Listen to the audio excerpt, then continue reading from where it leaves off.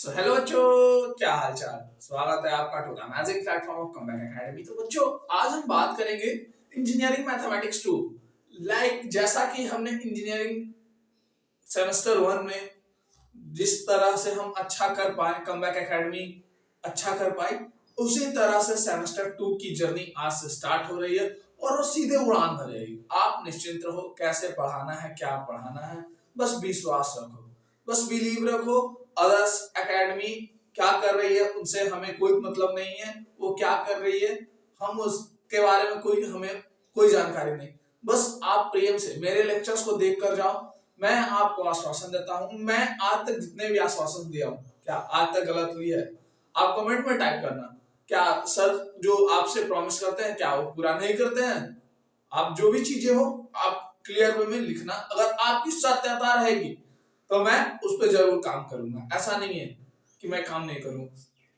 तो engineering mathematics 2 आपके किसी किसी कॉलेजेस में स्टार्ट हो गए हैं इंजीनियरिंग मैथमेटिक्स 2। जैसे आप इंजीनियरिंग मैथमेटिक्स 1 के क्लासेस को आपने किया, आपकी जो भी रिस्पेक्टिव फैकल्टी आपकी क्लासेस को पढ़ाए, आपको चीजें समझ में नहीं आ रही थी वहां पे, तो इसलिए समझ में थोड़ा बहुत अगर आ भी रही थी तो इसलिए आ रही थी क्योंकि मैट्रिसेस से रिलेटेड पार्ट्स को हम जानते थे और थोड़ा पढ़ा भी था। ठीक है, क्योंकि मैट्रिसेस का जो वेटेज होता है 12th में अच्छा खासा होता है, इसलिए हमें उससे पढ़ना था। वो 12th का पोर्शन है, इसलिए हमें पढ़ना था और मैंने पढ़ा भी, आपने भी पढ़ा, सबने पढ़ा। हर एक बच्चों को थोड़ा बहुत तो समझ में आता है क्योंकि मैट्रिसेस से रिलेटेड प्रॉपर्टीज वगैरह वगैरह कुछ ना कुछ चीजें तो आती है। बट यहाँ है इंजीनियरिंग मैथमेटिक्स। तो अब हम स्टार्ट करेंगे बेसिक से, बेसिक एकदम जीरो लेवल से मैं स्टार्ट करूंगा आज। आपको अगर कोई भी चीज नहीं आता है, कॉम्प्लेक्स एनालिसिस इसका नाम है, कॉम्प्लेक्स एनालिसिस वर्ड, तो आपको अगर चीजें नहीं आ रही है तो आप बिलीव रखें आप अपने सर पे। मेरा नाम रौनक सर है और मैं आपको इंजीनियरिंग मैथमेटिक्स का लेक्चर लेने वाला हूँ।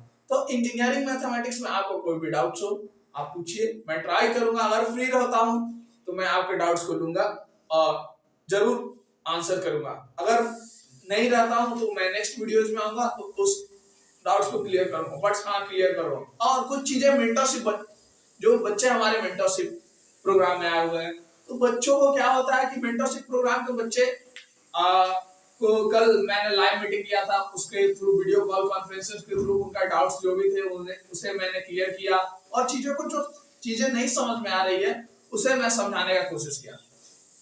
तो मतलब without wasting your time start करते हैं कॉम्प्लेक्स एनालिसिस को। और हाँ, इतना बेस से पढ़ाएंगे। अगर क्लासरूम में नहीं समझ में आ रहा है तो बस इस लेक्चर से स्टार्ट करना। प्लीज इस लेक्चर को एक बार देखने के बाद वहां क्लास करना, देखना यहाँ के लेक्चर्स देखो। मेरा तो फर्स्ट लेक्चर होगा ना, क्लासेस के फैकल्टी उतना बेस से नहीं उठाता है, आपको उनका फंडामेंटल सिलेबस को कंप्लीट करने का होता है।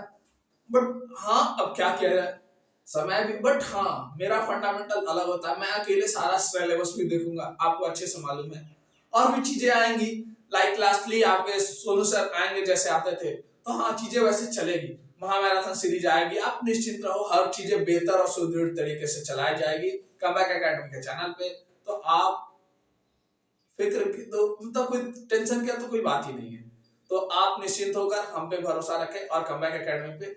और जिन बच्चों को मेंटरशिप प्रोग्राम के लिए उत्सुक हैं वो हमारे कांटेक्ट नंबर 9525, हमारे कांटेक्ट नंबर नहीं, टीम की और कमबैक एकेडमी की कांटेक्ट नंबर पे आप एक बार, कांटेक्ट नंबर पे नहीं, आप पहले डीएम कर लेना।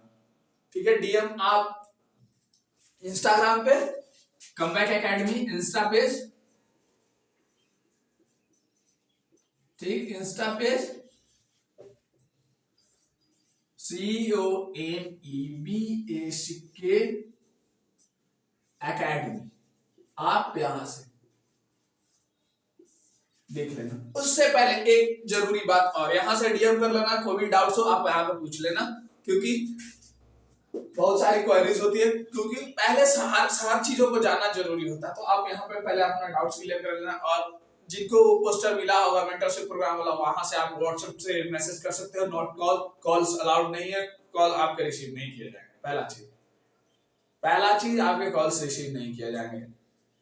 क्योंकि अगर खाली समय नहीं रहता तो कॉल्स का तो मतलब कोई फंडामेंटल ही नहीं है कि कॉल्स को रिसीव किया जाए। तो और हाँ, एक चीज और, वो एक सब्जेक्ट है कि आपको, लाइक मैंने बताया था, इसे रिमूव करते हैं। आपको अभी तक सीएससी प्रोग्रामिंग जो भी बच्चे हैं जिनका ये पाइथन सब्जेक्ट है, उनके रिगार्डिंग हमारे चैनल कमबैक एकेडमी पे पाइथन का क्लासेस स्टार्ट हो गया है। ठीक है, पाइथन मैं बहुत बेसिक से पढ़ा रहा हूँ, अदर चैनल्स भी पढ़ाते हैं नो डाउट, अदर चैनल्स के पास भी है, मतलब अच्छे अच्छे लेक्चर है नो डाउट। बट हाँ, मेरे बच्चों को क्या चाहिए, मेरे पास कमजोर बच्चे हैं, लाइक आप बिहार इंजीनियरिंग में बच्चे हो तो मोस्ट ऑफ द स्टूडेंट्स तो वीक होते हैं। बट हम क्या ला रहे हैं, पाइथन प्रोग्रामिंग एकदम बेसिक से, Hindi language with Hindi language, एकदम मतलब कुछ नहीं समझ में आ रहा हो बच्चा करके जाए। तो आप पाइथन प्रोग्रामिंग का आज वीडियो नंबर 3, इस वीडियो को आने के बाद तुरंत अपलोड होगा, तो आप छोटा छोटा वीडियो का क्लिप होगा 5 से 6 मिनट, आप देखो 5 से 6 मिनट देखो, तेज बच्चा कोई नहीं देखेगा प्लीज। मैं मेरा ह्यूज रिस्पेक्ट है, आप अगर कर रहे हो तो तेज मत देखो प्लीज, अच्छे से देखो, अच्छे से वॉच करो।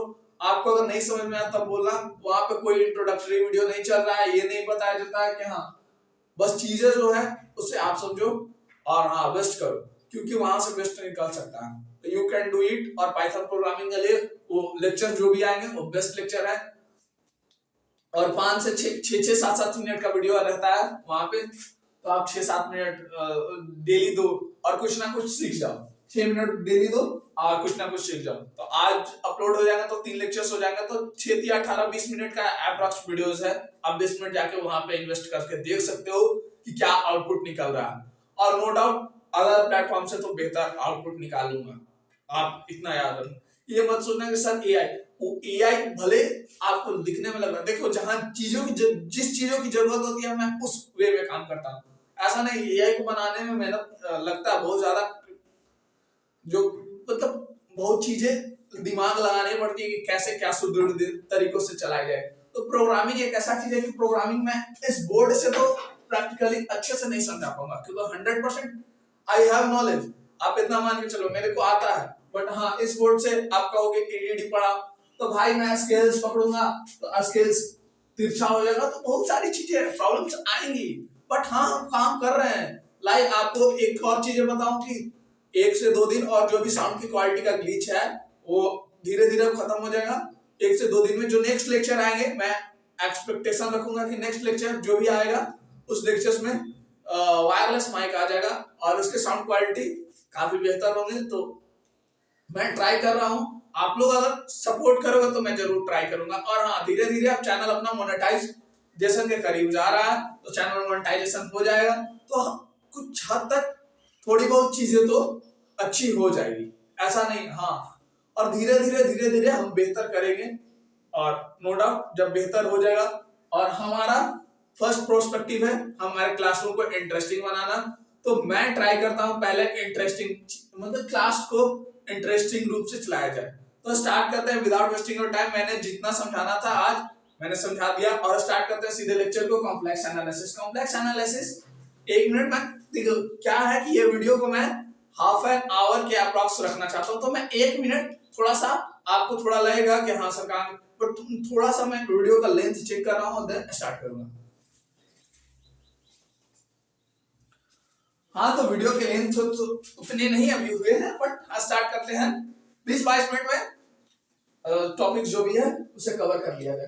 तो कॉम्प्लेक्स एनालिसिस में क्या पढ़ना है, मैं अब चीजों को समझाना शुरू करता हूँ। कॉम्प्लेक्स एनालिसिस, कॉम्प्लेक्स एनालिसिस का पहला फंक्शन ऑफ कॉम्प्लेक्स वेरिएबल।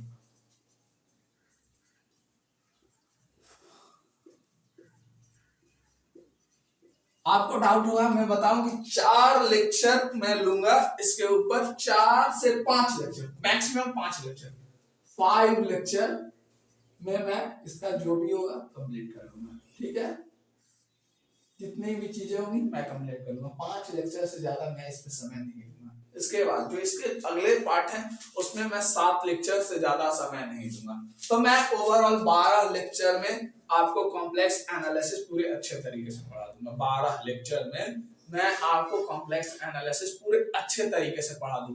तो यहाँ से स्टार्ट करूंगा मैं 12 का 12 लेक्चर, आपको प्लेलिस्ट भी बने मिलेंगे धीरे धीरे, बस धीरे धीरे रह मना, धीरे सब कुछ होए, माली सींचे 100 घड़ा और ऋतु आवे सब फल होए। आप विश्वास रखो, धीरे धीरे सब हो जाएगा। और हाँ, हमारी टीम बेहतर धीरे धीरे कर रही है, और आज आप देख रहे हो थोड़ा क्वालिटी इंप्रूव भी हुआ होगा आई गेस। तो चीजें जो भी है वो आपके सामने है। तो चलते हैं, स्टार्ट करते हैं। और फंक्शन ऑफ कॉम्प्लेक्स वेरिएबल, मैंने लेक्चर थोड़ा सिलेबस को एक बार सीन कर लेता हूं। तो सिलेबस में आपका आता है limit, continuity, limit continuity differentiability, एक ही में लिख देता, कॉन्टिन्यूटी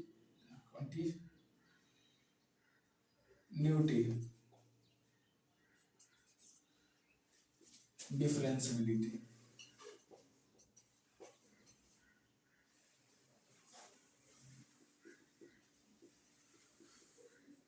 मैं ये भी अभी तक आपको बता दिया हूं कि कौन सा चैप्टर ज्यादा इंपॉर्टेंट है आपके एंड सेमेस्टर एग्जाम के लिए, लेकिन मिड के लिए हमें कॉम्प्लेक्स एनालिसिस पढ़ना पड़ेगा। तो जो चीजें ज्यादा जरूरी है मैं उस चीजों को देखता हूं, और जो मोस्ट इंपॉर्टेंट जहां से आपको क्वेश्चन पूछे जाते हैं मैं वहां समय ज्यादा दूंगा। लाइक एक एनालिटिक फंक्शन है, टॉपिक, यहां से क्वेश्चन आएंगे, गारंटीड आएंगे। तो मैं यहां सिर्फ इस टॉपिक पे एक लेक्चर लूंगा, एक लेक्चर क्या 2 लेक्चर लूंगा, ठीक है। यहां 2 लेक्चर लूंगा क्योंकि क्वेश्चन भी करवा लूंगा, ठीक है। मैं 2 लेक्चर लेके क्वेश्चन करवाऊंगा, 2-3 क्वेश्चन हो जाएंगे एनालिटिक फंक्शन के ऊपर, तो ज्यादा बेहतर हो जाएगा। देन कोची रीमान, आप क्या आप कमेंट में बताना, अगर क्वेश्चन प्रैक्टिस भी करवाना चाहता हो तो इसको हम 7 लेक्चर तक लेकर चल जाएंगे क्वेश्चन प्रैक्टिस, क्योंकि हम 7 से 8 लेक्चर लेकर चल जाएगा तो प्लेलिस्ट बेहतर हो जाएगा। कॉम्प्लेक्स एनालिसिस 1 8 लेक्चर, ठीक है। क्वेश्चन विद क्वेश्चन प्रैक्टिस, क्योंकि क्वेश्चन प्रैक्टिस नहीं हुआ तो आपको कोई चीजें समझ नहीं आएगी, फिर आगे हम रिलेट नहीं कर पाएंगे। तो मैं धीरे धीरे वैसे पढ़ाऊंगा। और then analytic function, CR equation, Cauchy Riemann equation, Cauchy Riemann equation,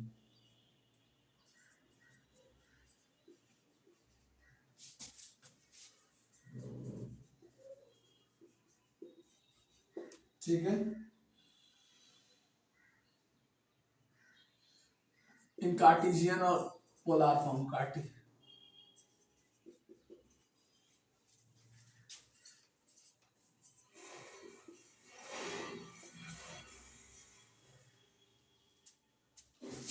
और फिर एक टॉपिक और आ जाता है हार्मोनिक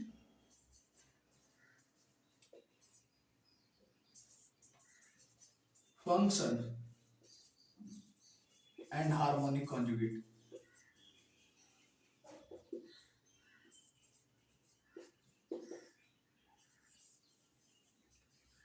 ठीक है, तो यही सिलेबस हमें पढ़ना है, ठीक है। इसमें हम स्टार्ट करेंगे जो जहां से हमें स्टार्ट करने के लिए आपकी यूनिवर्सिटी अलाउ करती है और बताती है फंक्शन ऑफ कॉम्प्लेक्स वेरिएबल, ठीक है। तो यही function of complex variable, limit, continuity, differentiability, analytic function most important है। मैं आपको बता दे रहा हूँ, इतना अच्छा से आपको कहीं भी नहीं पढ़ाया जाएगा, जितना अच्छे से सुदृढ़ तरीके से हमारे चैनल कंबैक एकेडमी में पढ़ाया जाएगा आपकी यूनिवर्सिटी के लिए। और हाँ, कुछ दिन में मैं अभी चीजों को रिलेट कर पा रहा हूँ, वैसे वैसे क्या होता है आप आगे आगे देखते जाइएगा। भले आपको भरोसा नहीं हो, लेकिन हमें अपने आप पे खुद पे भरोसा है कि हम बेस्ट करके जाएंगे, ठीक है। और last but not the list, harmonic function and harmonic conjugate, यही है। इतना ही टॉपिक हमें पढ़ना है। तो मैं आता हूँ, इसे रब करता हूँ और आता हूँ नेक्स्ट स्लाइड में हमें फंक्शन ऑफ कॉम्प्लेक्स वेरिएबल के ऊपर बात करूंगा, ठीक है। तो तब तक वीडियो को पॉज करते हैं और इसे रब करते हैं। तो चलिए हम अब बात करते हैं कॉम्प्लेक्स एनालिसिस के topic number 1, function of complex variable के ऊपर। तो complex of function of complex variable समझने से पहले हमें कुछ टर्म्स को समझना पड़ेगा, क्योंकि अगर हम फंक्शन ऑफ कॉम्प्लेक्स वेरिएबल से आपको समझाना शुरू करें तो आपको कुछ नहीं समझ में आएगा, कुछ नहीं समझ में आएगा। इसलिए हमें थोड़ा सा बैक से स्टार्ट करना पड़ेगा।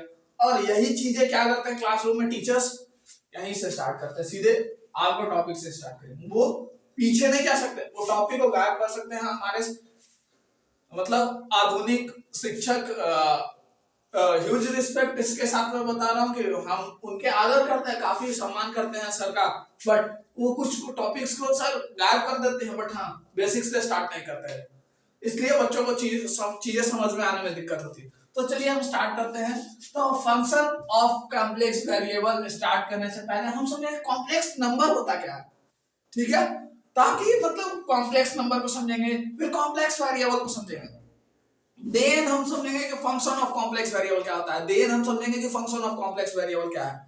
तो पहले कॉम्प्लेक्स नंबर, तो कॉम्प्लेक्स नंबर, कॉम्प्लेक्स नंबर को पहले मैं समझाता हूं। कॉम्प्लेक्स नंबर इस तरीके से यहां पे लिखते हैं कॉम्प्लेक्स वेरिएबल,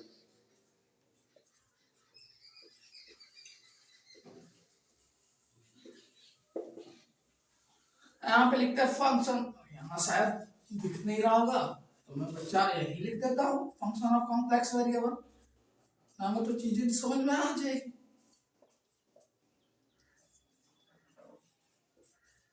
पहले ये चीजों को समझाना आपको बहुत ज्यादा जरूरी है, ठीक है। भले आपको लग रहा होगा कि भैया, और मैं रिकॉर्डेड लेक्चर इतना बेस से बनाता हूं कि आपको टाइम वगैरह बहुत चीजों को आपको बेनिफिट करने के लिए इस लेक्चर को मैं डिजाइन करता हूं। तो कॉम्प्लेक्स नंबर पहला चीज, तो कॉम्प्लेक्स नंबर हम याद करें कि हम कॉम्प्लेक्स नंबर पहले बार कब सुने थे। कॉम्प्लेक्स नंबर को हम याद जब करते हैं तो हमें याद आता है क्लास 11th, क्लास 11th हम पढ़ रहे थे क्वाड्रेटिक इक्वेशन, क्वाड्रेटिक इक्वेशन के साथ उसी के बगल में एक चैप्टर और आता था कॉम्प्लेक्स कॉम्प्लेक्स कॉम्प्लेक्स नंबर, वहां हम पहुंचते हैं। तो कॉम्प्लेक्स नंबर, तो कॉम्प्लेक्स नंबर से पहले भी समझने से पहले हमें क्या पढ़ा, कॉम्प्लेक्स वेरिएबल। तो कॉम्प्लेक्स वेरिएबल कैसे पहले लिखा जाता है हम उसको समझते हैं। तो कॉम्प्लेक्स वेरिएबल लाइक आप जेड मान के चलते हैं, तो कॉम्प्लेक्स वेरिएबल लिखने का तरीका होता है, variable means variable, variables means X Y, आप समझ सकते हो, ठीक है। तो मैं एक्स वाई के टर्म्स में ही लिखूंगा, ठीक है, थोड़ा बड़ा लिख रहा हूं ताकि आपको अच्छे से दिखे और समझ में आए, clearly visual. Z X plus iota Y, पहला चीज।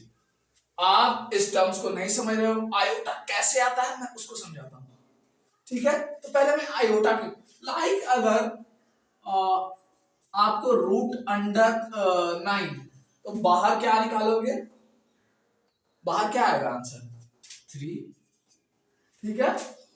बट यहीं पे रूट अंडर -9, इसका क्या होगा आंसर, तो आप कर दोगे, नहीं आता, डू नॉट मतलब चीजें बच्चों को, तो यहीं पर एक नया टर्म्स का क्रिएशन होता है जिसी का नाम है कॉम्प्लेक्स वेरिएबल। तो कॉम्प्लेक्स वेरिएबल क्या है, इमेजिनेशन, पहला चीज।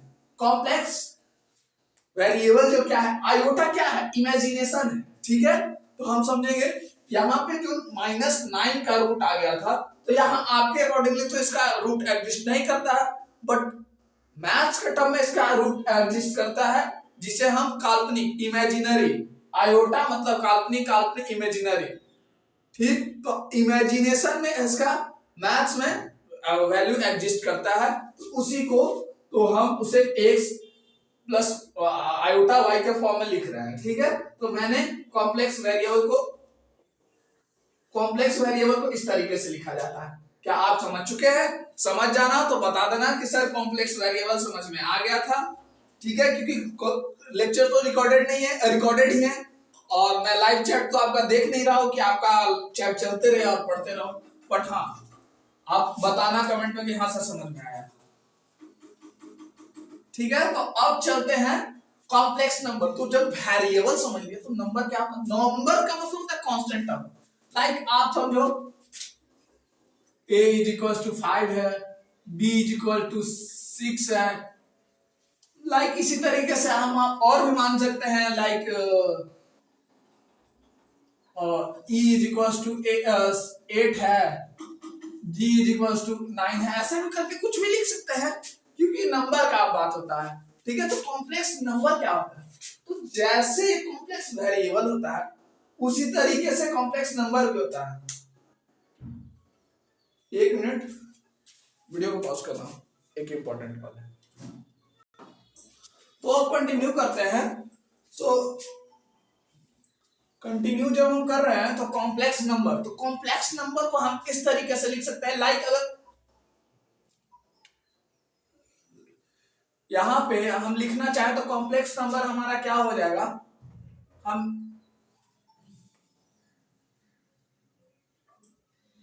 एक मिनट बाबू, थोड़ा इंपॉर्टेंट कॉल आ रहा है इसलिए थोड़ा सा 2 मिनट का पॉज ले रहा हूं। तो बच्चों चलते स्टार्ट करते हैं। कॉल्स काफी इमरजेंसी थे, घर से कॉल आ रहा था इसलिए रिसीव करना पड़ेगा।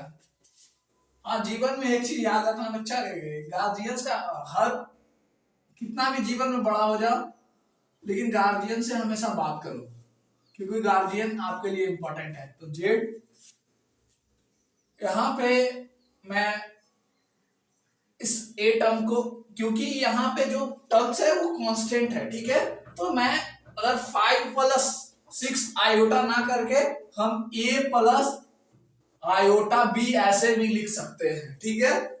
और यहाँ पे इसका वैल्यू ए के जगह पे 5 और बी के जगह पे 6 होगा, ठीक सेम। और या ई प्लस आयोटा जी भी लिख सकते हैं, ऐसे भी लिख सकते हैं। तो शायद मैं कॉम्प्लेक्स नंबर और कॉम्प्लेक्स वेरिएबल को समझा पाया हूं। और अगर आपको अच्छे से ये दोनों टर्म समझ में आ गए तब आप इसको अच्छे से समझ सकते हो। तो उसके पहले आयोटा का एक वैल्यू मैं समझा देता हूं। आयोटा का वैल्यू क्या होता है? नहीं, उससे आगे समझाऊंगा। जब मल्टीप्लिकेशन का टर्म्स आएगा तो मैं उसे समझाऊंगा, तब आप शायद ज्यादा रिलेट कर पाओगे। तो फंक्शन ऑफ कॉम्प्लेक्स वेरिएबल, तो फंक्शन, ये तो वेरिएबल है, ये वेरिएबल है मतलब कॉम्प्लेक्स। लेकिन अब क्या है कि if Z function of complex variable, if function multiply of variable, ठीक है। तो अब हम समझेंगे फंक्शन ऑफ कॉम्प्लेक्स वेरिएबल है। तो फंक्शन, अगर आप इस चीज को समझ पा गए कि क्या होता है आयोटा, इमेजिनेशन, जो भी चीज है, तो आप यहाँ पे बेस्ट कर सकते हो। तो मैं चीजों को ज्यादा अच्छा से क्वेश्चन के थ्रू ही समझा पाऊंगा, क्योंकि मैथ्स में जो होती है, इंजीनियरिंग मैथमेटिक्स में, आप टर्म्स और चीजों को तब तक नहीं समझ पाओगे जब तक आपके सामने क्वेश्चन नहीं होगा।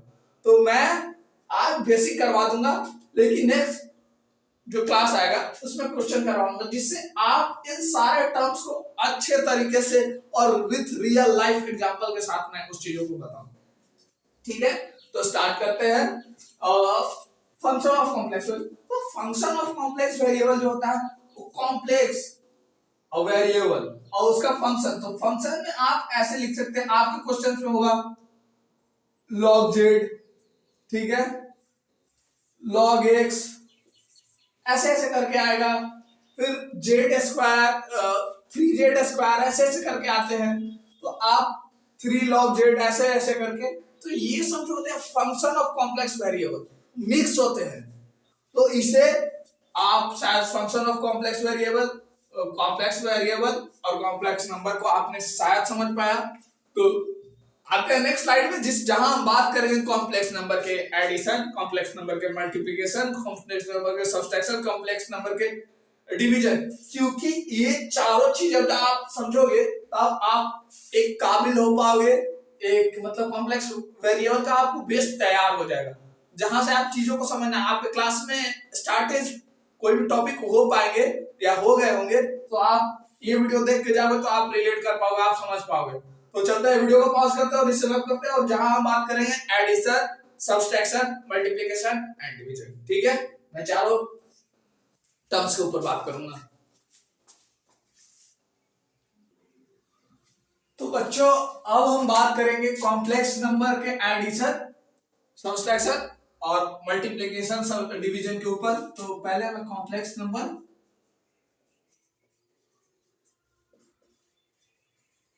लिख देता हूं।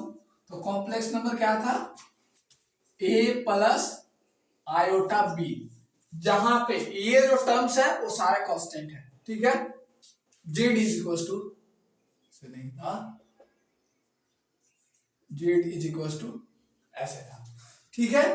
तो अब एक क्या करते हैं, दो हम कॉम्प्लेक्स वेरिएबल को एज्यूम करते हैं, कॉम्प्लेक्स नंबर को एज्यूम करते हैं, नॉट की कॉम्प्लेक्स वेरिएबल, कॉम्प्लेक्स नंबर को एज्यूम करते हैं a1 प्लस आयोटा b1, ठीक है। ये एक मेरा पहला कॉम्प्लेक्स नंबर है, और z2 is equal to a2 plus iota b2, ये मेरा दूसरा कॉम्प्लेक्स वेरिएबल है, तो कॉम्प्लेक्स नंबर है। तो ठीक है, तो अब हम ऐड करते हैं, एडिशन हम इसका समझेंगे। देखो बाबू, अगर आप अच्छे से पढ़ाई नहीं करोगे तो आपको दिक्कत आने वाली है। और मैं पहले वीडियो में, इससे पहले जो मेरा वीडियो आया था, मैं उस लेक्चर में बताया था, अगर आप इस स्ट्रीम में सबसे ज्यादा बैक किस सब्जेक्ट में लगता है, तो इंजीनियरिंग मैथमेटिक्स 2। ये मैं आज से नहीं बताया, जब इंट्रोडक्शन आपका एग्जाम खत्म हुआ था उसी टाइम से बताया कि engineering mathematics 2 as compare to 1 tough हो जाएगा। इसलिए नहीं कि ये टफ है, आप पढ़ाई नहीं करोगे, ये चीजें हमें और सारे लोगों को पता है, क्योंकि आपको क्या एक रोला दिमाग में, क्या उसे बिहार में रोला ही बोलते हैं बच्चे अपने शब्दों में, तो उस वो एक रोला क्रिएट हो जाता है कि क्या फर्स्ट टाइम तो निकाल लिए, सेकंड टाइम ऐसे 2 दिन पढ़ के निकल जाएगा, ऐसा एक थिंकिंग थॉट्स प्रोसेस आपके अंदर डेवलप हो जाता है। तो जब आपको आपके अंदर वो थॉट प्रोसेस डेवलप हो जाएगा ना, तो जब दिक्कत आएगी तो आप उसके जिम्मेवार खुद रहोगे, क्योंकि उसके बाद आप कहीं के नहीं रहोगे। इसलिए आप चीजों को थोड़ा अच्छे से और सुदृढ़ तरीके से पढ़ना सीखो, और सामने वाले टीचर्स और उनके कंटेंट पे बिलीव दिखाओ। अगर बिलीव दिखाओगे तो नो डाउट आपको अच्छा सीख मिलेगी और आप अच्छा करके जाओगे एग्जाम्स में। तो आप यहाँ से जो आगे के 10 से 15 मिनट है, काफी इंपॉर्टेंट है, जहाँ से मतलब बेस आपको क्वेश्चन यहाँ से आए या ना आए, बट यहाँ से चीजें आएंगी तो आपको उन चीजों को समझना पड़ेगा, नहीं तो आपको पूरा कॉम्प्लेक्स नंबर और वेरिएबल कॉम्प्लेक्स एनालिसिस ये चैप्टर ही पूरा बेकार लगेगा। तो चलते हैं, स्टार्ट करते हैं without wasting your time. Addition, addition addition को हम जब इसका समझते हैं, एडिशन मतलब Z1 प्लस Z2, ठीक है। तो Z1 और Z2, तो एडिशन का मतलब होता है ना कि जो रियल पार्ट होगा वो रियल पार्ट से कनेक्ट होगा, लाइक A1 प्लस A2, ठीक, प्लस और आयोटा जो है कॉमन निकल जाएगा, और देन B1 प्लस B2, ठीक है। सेम चीजें सब्सट्रैक्शन में,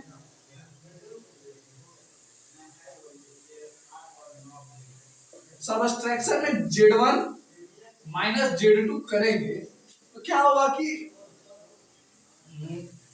यही जब हम माइनस करेंगे अच्छे से, क्योंकि माइनस में प्रॉब्लम्स आती हैं, मैं इसलिए अच्छे से कर रहा हूं ताकि पहला टर्म्स जो क्या है A1 प्लस आयोटा B1, क्योंकि बच्चों को सब्सट्रैक्शन वाली प्रॉब्लम्स आती है।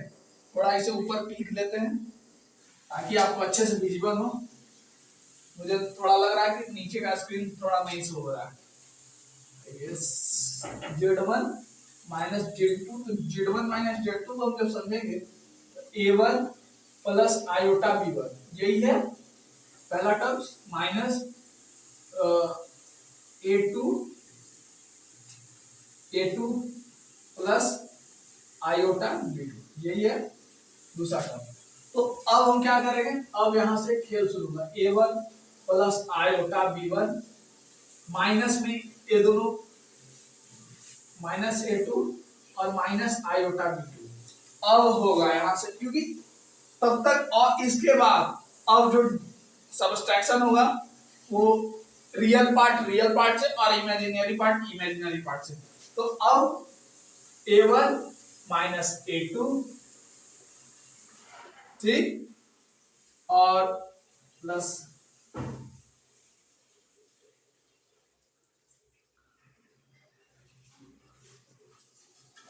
और B1 आयोटा को हम पहले कॉमन निकाल देंगे, आयोटा को, और B1 माइनस B2, शायद ये सही है, शायद ये सही है।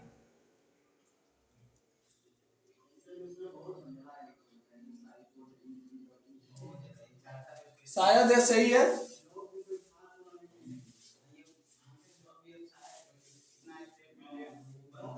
क्योंकि माइनस प्लस का तो कैलकुलेशन यहीं पे हो गया, तो यहाँ पे तो चीजें जो माइनस का टर्म्स था, प्लस और माइनस, तो यहाँ पे तो प्लस चीजें रह जाएगी। ठीक है, तो ऑल क्लियर, एडिशन और सब्सट्रैक्शन क्लियर हो गया। ठीक है, तो अब इसे रब करते हैं और नेक्स्ट टर्म स्लाइड में आकर मल्टीप्लिकेशन और डिवीजन को समझा देते हैं, जहां से चीजें मल्टीप्लिकेशन टर्म्स को थोड़ा और समझना होगा अच्छे से, इसलिए ताकि वहां आयोटा के मतलब थोड़ा समझाएंगे। ठीक है, तो रब करते हैं और उसके बाद टाइम्स को देखते हैं, उसी अकॉर्डिंगली लेक्चर्स को आपको फॉरवर्ड किए जाएंगे। तो चलते हैं हम कॉम्प्लेक्स नंबर के मल्टीप्लिकेशन को समझते हैं। तो कॉम्प्लेक्स नंबर के मल्टीप्लिकेशन को समझने के लिए उससे पहले मैं चार टर्म्स आपके सामने रखूंगा। एक होता है आई, यानी आयोटा, जिसका वैल्यू -1। ठीक, एक होता है आई स्क्वायर, जिसका वैल्यू -1। ठीक है, एक होता है आयोटा क्यूब, जिसका वैल्यू -1 इंटू आयोटा, एक और आता है तो आयोटा का मतलब -1, तो ये ओवरऑल माइनस आयोटा ही बना देता है। एक होता है आई4, जो माइनस आयोटा का स्क्वायर होता है, जिसका वैल्यू 1 होता है। तो ये चार चीजें आपको मालूम होनी चाहिए, जिससे आपको हेल्प मिलेगा, ये काफी इंपॉर्टेंट है। ठीक है, तो आप अपने नोट कॉपी में इस चीज को मेंशन कर लेना कि जब आप एग्जाम में जाओ और एग्जाम में या क्वेश्चंस के टर्म्स में इस चीजों का, ये चारों का जरूरत पड़ सकता है, इसलिए आप लिख के रख लो। इसके बाद हम मल्टीप्लिकेशन को समझेंगे, क्योंकि मल्टीप्लिकेशन इसे समझने के बाद आपको समझना ज्यादा आसान हो जाएगा। ठीक है, तो Z1 इंटू Z2। ठीक है, तो Z1 क्या है और Z2 क्या है? A1 plus iota B1 into A2 plus iota B2, यही है। ठीक है, तो मल्टीप्लिकेशन में ये फंडामेंटल नहीं रहता है कि रियल पार्ट से ही होगा, इमेजिनरी पार्ट मतलब आप ऐसा नहीं होता कि एक कास्ट, बिहार में कास्टिज्म का चलता है, तो जो एडिशन और सब्सट्रैक्शन में लाइक जनरल वाले में कुछ एक कास्ट होते हैं, लाइक ब्राह्मण के साथ शादी करेगा, राजपूत के साथ शादी करेगा, यादवों के साथ शादी करेगा, मतलब ऐसा एक फंडामेंटल। तो मतलब उसी टर्म्स में वो फंडामेंटल कहाँ वर्क करता है, वो चीजें यूज होती है आपके कॉम्प्लेक्स नंबर में एडिशन और सब्सट्रैक्शन के ऊपर। ठीक है, बट यहाँ पे जो चीजें है, यहाँ पे रियल पार्ट से मतलब मल्टीप्लिकेशन का मतलब होता है दोस्ती में इंसान क्या, दोस्ती इंसान किसी भी, ऐसा दोस्ती जब इंसान करता है तो क्या किसी का जात देखता है, क्या धर्म देखता है, कुछ नहीं देखता है, तो दोस्ती है तो है भाई। आप इससे भी दोस्त, आपके लाइक मेरे एसटी भी दोस्त है, एससी भी दोस्त है, ओबीसी भी दोस्त है, जनरल भी दोस्त है, तो वही होता है, तो मतलब दोस्ती का मतलब सबसे। ठीक है, तो यहाँ पे जब मल्टीप्लिकेशन का टर्म आता है तो वहां पे रियल पार्ट से भी जाएगा और इमेजिनरी पार्ट से भी मल्टीप्लाई होगा। तो चलते हैं और टर्म्स को लिखते हैं।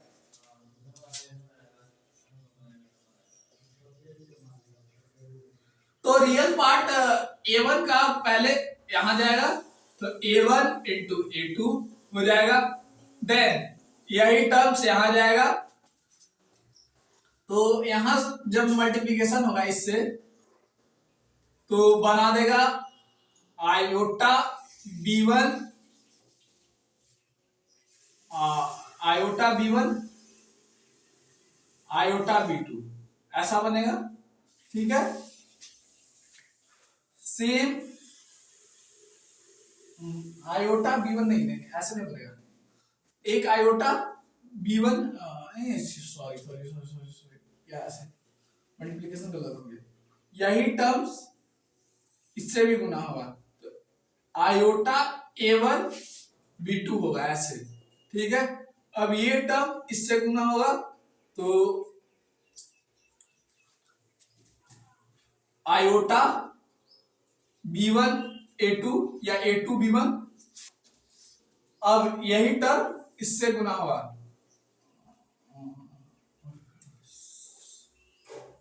इससे गुना होगा तो आयोटा स्क्वायर बना देगा, क्योंकि इसमें भी आयोटा है और इसमें भी आयोटा है, और B1 B2।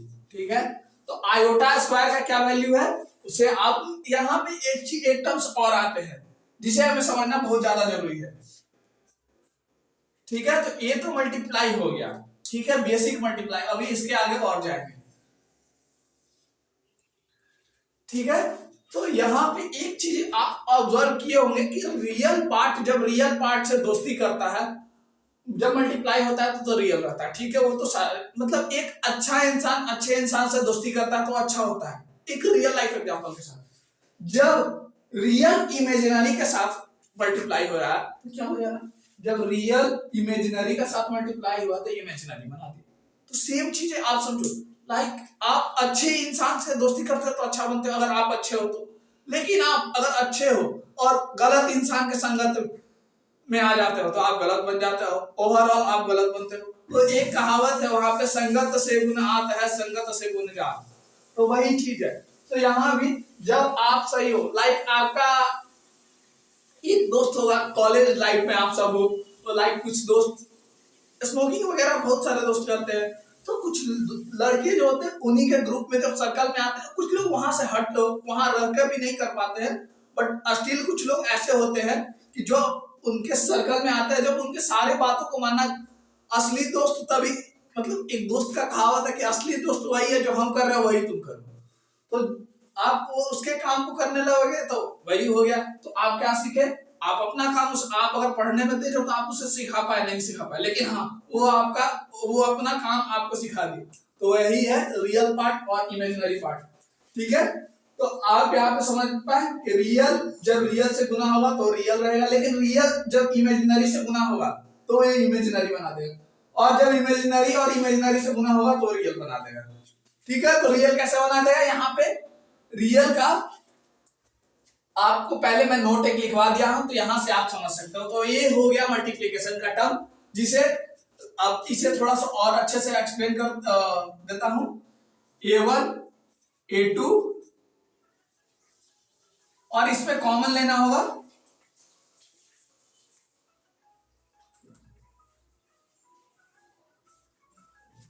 A1 B2 B1 A2, इसका वैल्यू -1 होता है तो यहाँ पे -1 हो जाएगा B1 B2। यही हो जाएगा Z1 Z2 का फाइनल आंसर। ठीक है बच्चा, तो क्या आप समझ पाए? फाइनली ये मल्टीप्लाई हो गया, यहां पर मैं लिख देता हूं मल्टीप्लाई मल्टीप्लिकेशन।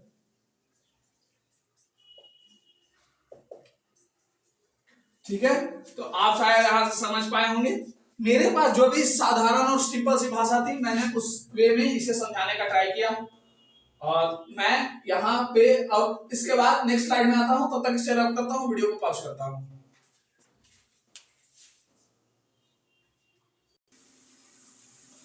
इसमें एक टर्म आपका बच गया है, वो है डिवीजन। तो हम डिवीजन के ऊपर अब लास्टली बात कर लेते हैं। डिवीजन के बाद इस वीडियो को हम फॉरवर्ड करेंगे, इसके बाद हम नेक्स्ट लेक्चर में आएंगे और उसके ऊपर बात करेंगे। ये मेरा टेस्ट लेक्चर है, समझ सकते हो। टेस्ट लेक्चर इन सेंस की मैं, मेरा टेस्ट लेक्चर नहीं है, आपका टेस्ट लेक्चर मैं देखना चाहता हूँ कि आप लोग कितना पढ़ाई के प्रति अभी पढ़ाई करना चाह रहे हो। सो उसी वे में लेक्चर्स आएंगे। तो division Z1 upon Z2, Z1 upon Z2 A1 plus iota B1 A2 plus iota B2, ऐसा। ठीक है, तो मतलब देखिए आपको कुछ नहीं आता है, पहला चीज हम क्या करेंगे, मतलब अगर बच्चा को डिवीजन अगर कॉम्प्लेक्स नंबर का दे दिया जाए तो यहाँ पे क्या है कॉम्प्लेक्स नंबर, ये चीज हमें बताना, लिख दे रहा हूं कॉम्प्लेक्स नंबर है। ठीक, तो Z1 अपॉन जब Z2 करते हैं हम तो यहाँ पे क्या आता है, ऐसे मतलब एक मैं आपके तरह मैं सोच कर बता रहा हूँ, ऐसा नहीं है। इसका एग्जैक्ट रिजल्ट क्या होता है वो मैं बताऊंगा, पहले कि क्या क्या आप गलतियां कर सकते हो वैसे आप करोगे कि सर ऐसा करते हैं A1 बटा A2, ऐसा हो सकता है कि ऐसे कर दें, ऐसे आप कर सकते हो गलती, ठीक है, एक गलती। दूसरा गलती आप क्या करोगे, पहला गलती गलत है, ठीक है, दूसरा गलती आप क्या करोगे, दूसरा गलती आप करोगे A1 upon A2 upon iota B2 plus iota B1 upon A2 plus iota B2, ये दोनों काम कर सकते हो इन जनरल, जो कि ये दोनों जो है वो क्या है, गलत है। अगर ये दोनों आप कर रहे हो तो ये दोनों गलत, पहला चीज। तो कॉम्प्लेक्स नंबर का डिवीजन इस तरीके से नहीं होता है। कॉम्प्लेक्स नंबर का डिवीजन कैसे होता है आप उसे समझते हैं और इसके बाद हम इस लेक्चर को यहीं पे खत्म करते हैं। तो ऐसे गलतियां कोई ना करे, ठीक है। और इस चैप्टर में जो सबसे ज्यादा जहां समय देना है वो है एनालिटिक फंक्शन, जहां मैं दूंगा, आप डरो नहीं, और बहुत अच्छे तरीके और सुदृढ़ तरीके से आपको पढ़ाया जाएगा। आप विश्वास रखो कमबैक एकेडमी और रौनक सेतु पर। तो इसका जो मल्टीप्लिकेशन होता है, आप एक कॉन्जुगेट का नाम सुने होंगे,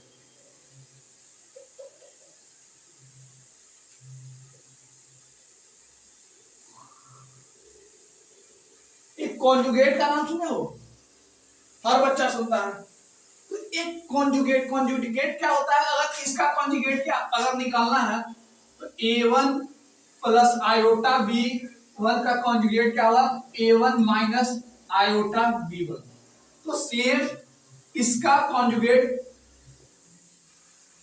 A2, इसका कॉन्जुगेट को ऊपर नीचे दोनों मल्टीप्लाई करते हैं, आयोटा B2, ठीक है।